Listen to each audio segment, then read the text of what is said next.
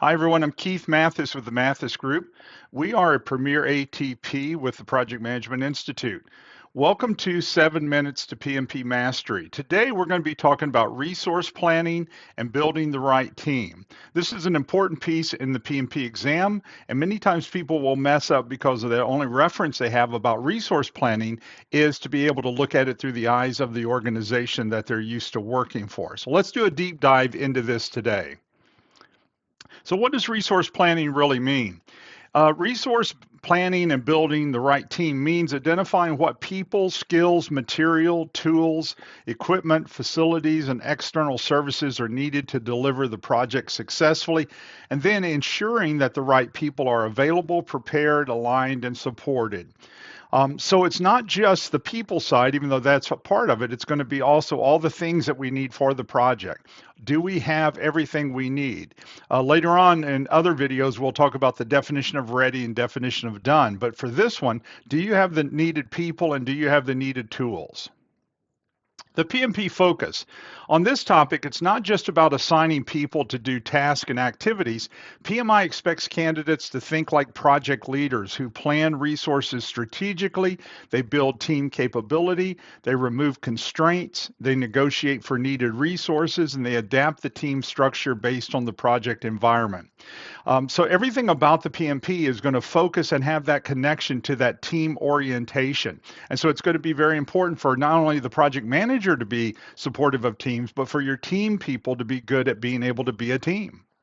Why this topic matters. The PMP exam tests whether candidates can make sound leadership decisions when resource constraints affect delivery.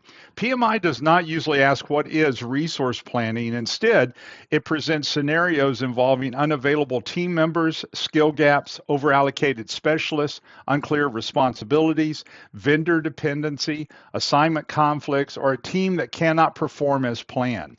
Almost all of your test now is going to be scenario driven. Small situation with a normally some type of crisis or conflict or some kind of challenge, and then what would you do or what would you do first in looking at that? Resource planning is broader than staffing.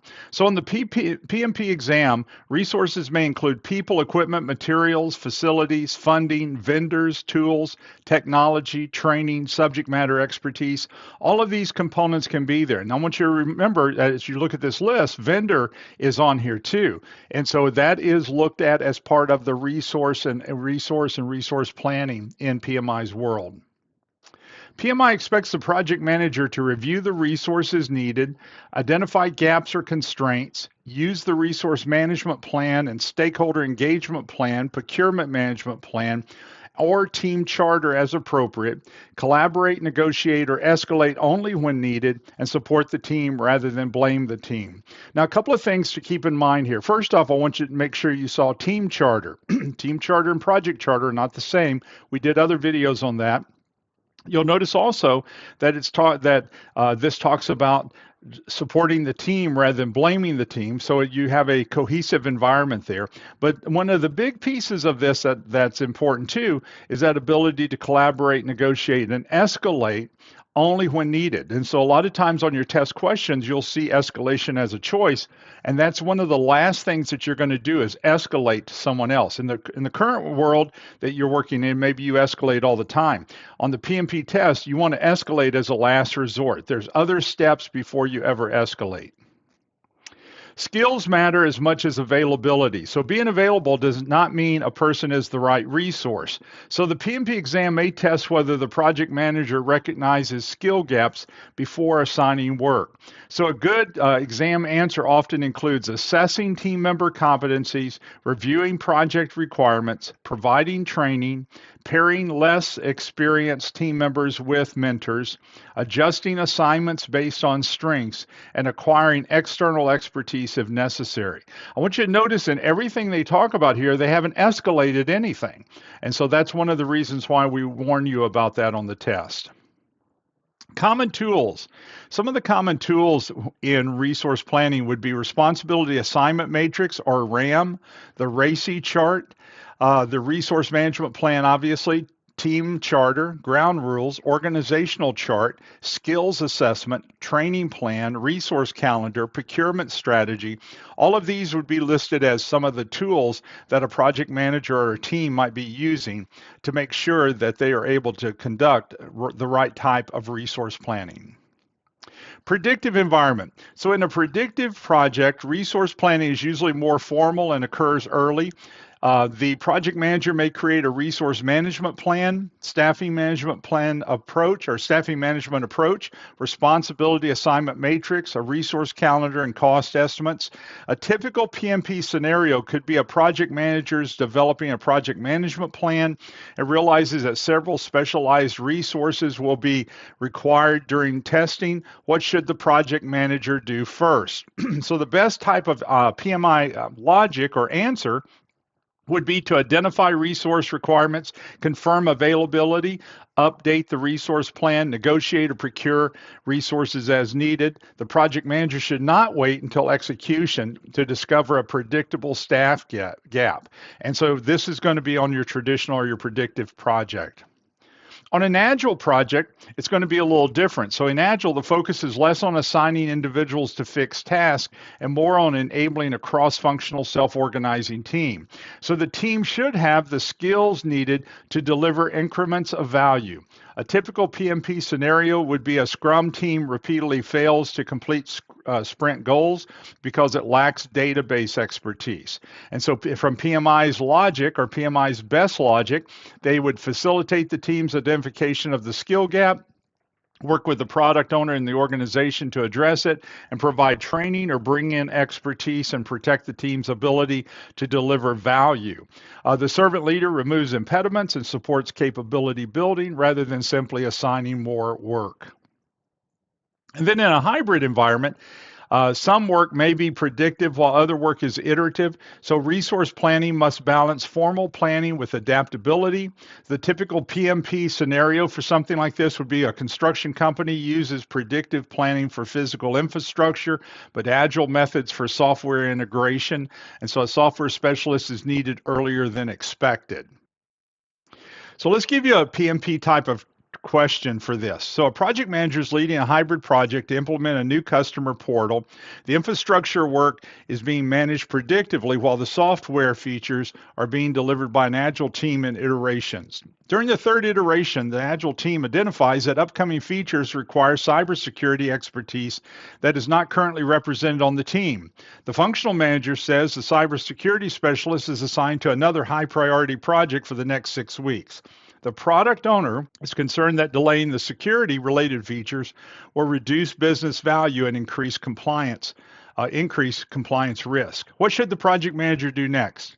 A, escalate the resource conflict immediately to the sponsor and request that the cybersecurity specialist be assigned to this project. B, ask the Agile team to continue development without the cybersecurity specialist and schedule a security review near the end of the project.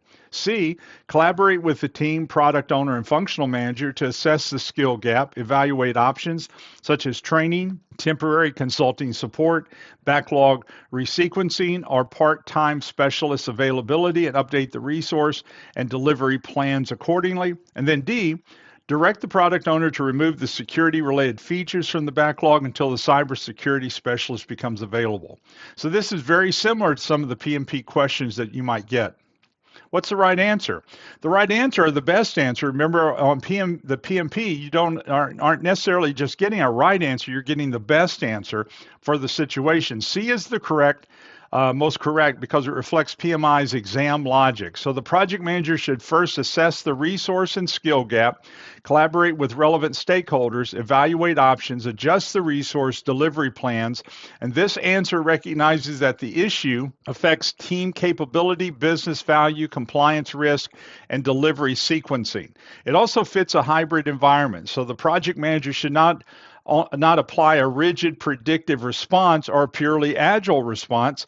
The best action is to tailor the response by working with the agile team, product owner, and functional manager to find a practical solution. Possible options include training, mentoring, part-time access to the specialist, bringing in a consultant, resequencing the backlog items, or adjusting the delivery plan. This answer also avoids two common PMP traps, and that's escalating too quickly or ignoring the skill gap. So you don't want to do either one of those too quickly.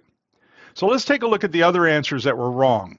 So answer A, escalate the resource conflict immediately to the sponsor and request that the cybersecurity specialist be assigned. This is too aggressive as a first step. Escalation may become necessary, especially if the compliance or value is at risk, but PMI usually expects the project manager to analyze the issue, collaborate with stakeholders, and evaluate the option way before escalating it. What about B? Ask the Agile team to continue development without cybersecurity specialists and schedule a security review near the end of the project. This is risky and misaligned with PMI thinking. Security and compliance issues should not be deferred until the end if they affect design, architecture, acceptance criteria, or regulatory outcomes. This answer allows a known skill gap to become a larger quality and compliance problem. And then D, direct the product owner to remove the security-related features from the backlog until the cybersecurity specialist becomes available. This violates Agile role clarity and weakens value delivery. The product owner owns the backlog ordering and value decisions. The project manager may facilitate trade-off discussions, but should not unilaterally direct the product owner to remove features. Also, removing the features does not solve the underlying resource or compliance issue. So I hope this helps you a little bit here. Now, as we come to a close today, let me invite you to our virtual PMP exam prep boot camps. We do those every other month, and so people can tap in from anywhere in the world. And so you can call our 800 number or go to our website and look at the schedule. But I'd love to have you, and I'll see you in the next boot camp. Okay? Bye now.